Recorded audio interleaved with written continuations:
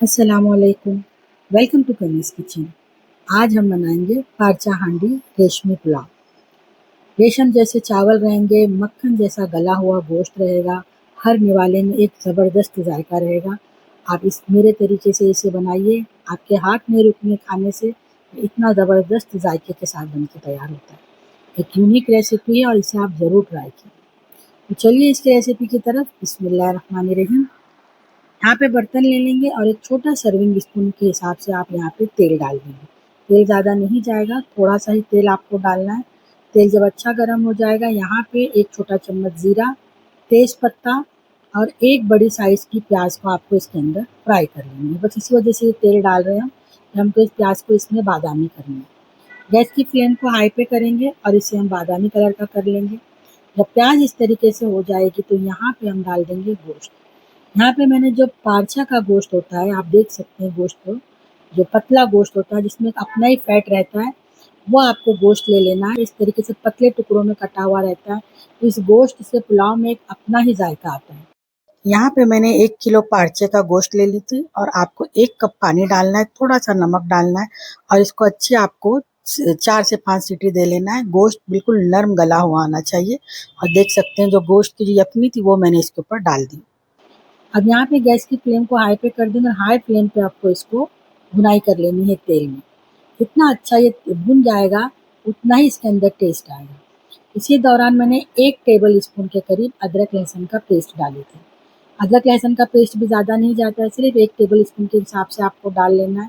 और अब यहाँ पे आपको इसकी अच्छी तरीके से कसावट करनी है कि जो गोश्त है वो बादामी कलर का हो जाना चाहिए, अपने ही फैट में ये पके। आप देख सकते हैं यहाँ पे गोश्त किस हिसाब से बादामी कलर का हो गया है। जितना बादामी गोश्त होगा, उतना ही पुलाव के अंदर बेहतरीन एक सौंधापन आएगा और एक जायका आएगा। यहाँ पे 200 ग्राम के करीब मैंने दही ले ली थी। दही खट्टा हो तो ज़्यादा अच्छा है, लेकिन किसी-किसी को खट्टा नहीं पसंद है, तो फ्रेश मीठा दही ले लें। मैंने हल्की सी खटास वाले यहाँ पे दही ले ली थी।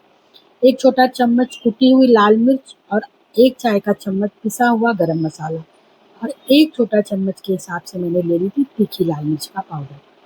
हरी मिर्च जो मोटी वाली आती है वो आपको यहाँ पे डाल लेना है।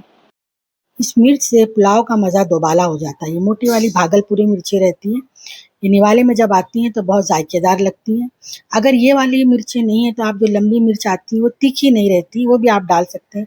गैस की फ्लेम को लो करेंगे और अच्छी तरीके से मसालों को मिला के हाई फ्लेम पे भुनाई कर देंगे 3 से 4 मिनट। देख सकते हैं जो गोश्त का अपना ही फैट था वही यहाँ पे तेल बन के उभर के आया है। अब इसके ऊपर डाल देंगे हम चावल। मैंने यहाँ पे 2.5 ग्लास के करीब चावल ले लिए थे। पहले हम चावल डालेंगे, बाद में हम पानी डालेंगे। अब यहाँ पे मैं पानी डाल दूँगी 4.5 ग्लास के करीब। आप चाहें तो यहाँ पे 5 ग्लास भी पानी डाल सकते हैं, 2.5 ग्लास के हिसाब से।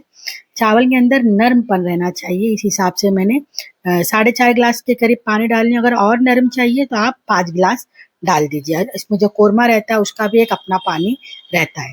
2.5 चम्मच के हिसाब से मैंने यहाँ पे नमक डाल ली थी। 2.5 चम्मच बराबर नमक उतरता है, आप अपने इस जायका यहाँ पे नमक डाल सकते हैं। गैस की फ्लेम को हाई करेंगे, सरफेस पे इस तरीके से चावल दिखने लग जाना चाहिए, पानी खत्म हो जाना चाहिए। अब यहाँ पे हम डाल देंगे फैट, जो इसका मेन पार्ट है फैट, जिसकी वजह से पुलाव बिल्कुल सौंधा बन के तैयार होने वाला है। देख सकते हैं यहाँ पे थोड़ा-थोड़ा फैट मैं इसके ऊपर डाल दूँगी और गैस की फ्लेम को लो की तरफ करके आप नीचे तवा रख लें और ढक्कन से अच्छे से इसको कवर कर लें और 20 मिनट का आप इसे दम दें। और जब इसको 20 मिनट का दम हो जाएगा, फिर इसको अपने ही में दम पे रहने दें आप और फिर 10 से 12 मिनट के बाद आप इसका ढक्कन खोलें, तो खिले-खिले रेशमी चावल बन के यहाँ पे निकलते हैं। आप देख सकते हैं यहाँ पे पुलाव का लुक यहाँ पे डन है हमारा पारचा हांडी रेशमी पुलाव। आप इसे चला लेंगे हल्के हाथों से और एक-एक दाने में इसके मसाला रचा बसा रहता है। गोश्त आप देख सकते हैं। तो एक बेहतरीन सी डिश हमारी रेडी हो गई है यहाँ पे। तो अगर आपको ये वीडियो अच्छा लगा है, ये रेसिपी अच्छी लगी है, जहाँ कहीं से भी आप देख रहे हैं, चैनल को सब्सक्राइब कीजिए, लाइक कीजिए, शेयर कीजिए। दुआओं में याद रखिए। अस्सलाम वालेकुम।